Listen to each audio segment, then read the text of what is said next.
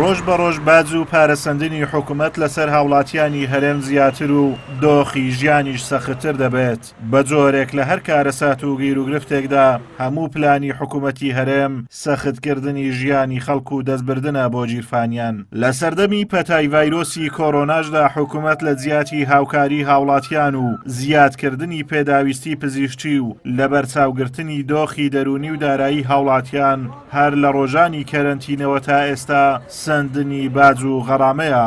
نوێترین سزادانی هاوڵاتیانیش کە ئێستا جێبەجێ دەکرێت پێشماردنی ڕاستەوخۆی سزای نەبەستنی ماسکە بە بڕی 20,000 دینار لە هەر هاوڵاتی و سەرنشینێکی ئۆتۆمبیل. تەنانەت ئۆتۆمبیلێک کە 5 سەرنشینی تێدا بووە لە قەزای ڕەواندوز وەسڵی 100,000 دینار غەڕامەی بۆ کراوە. هێدی لە هەرێمی کوردستان ڕەکیزە و پایەکانی حکومی دیکتاتۆری و عسکەرتاریەت زۆر و زیاتر دەبن.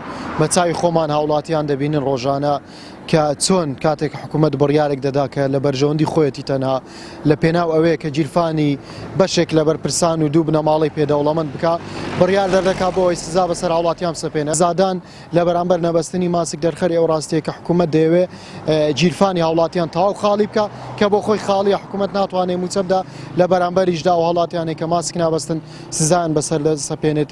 دەکرێت حکوومەت هەرێمی کوردستان ڕێنمایی بڵاو بکاتەوە بە شوێک لە شوەکان بڵێت هۆشیاری تەندروستی بڵاو بکاتەوە بەخۆتە زانی کەرتی تەندروستی لە وڵاتەدا لە قەیراندای وەکو پێویست بە پیر هاوڵاتیانەوە نایەن و ئەو پێداویستیانێکەوە لە ڕووی پزیشکی و بۆ هاوڵاتیان نامێکی وەکو پێویست نین.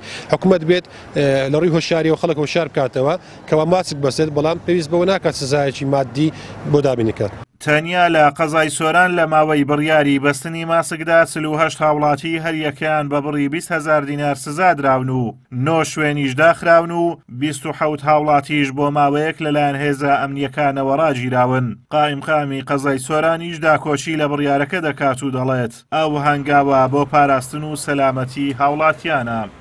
ئەمە ئەو هاوڵاتیانێکەوە غرامە کراون 48 هاوڵاتی پێبژاردننی 20,000 بۆ کراوە و هەروەها 9 شوێنیش داخراوە بەهۆی پابەند نەبوونیان بە ڕێنمایەکانی خۆپارێزی و هەروەها 27 هاوڵاتیش لەلایەن هێزەکانەوە ڕاگیراون بۆ ماوەیەک ئەوانێکەوە پابەند نەبوون بە بەستنی ماسک و هەروەها پێنەدانی غرامە. تاوان ئەم ڕێکارانێکەوە ئەنجام دەدرێن بە مەبەستی سەلامەتی هاوڵاتیانە بۆ ئەوەیەوە دوور بن لە نەخۆشی ڤایرۆسی کۆڕۆنا.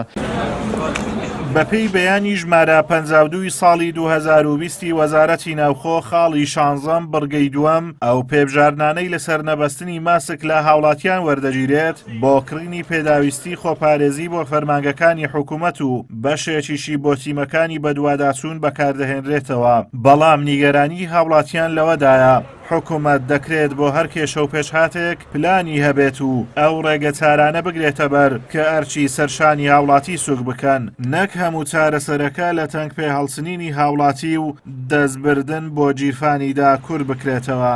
ئازاد ئۆمەراوەی کەناڵی ئاسمانی پەیام قەزای سۆران.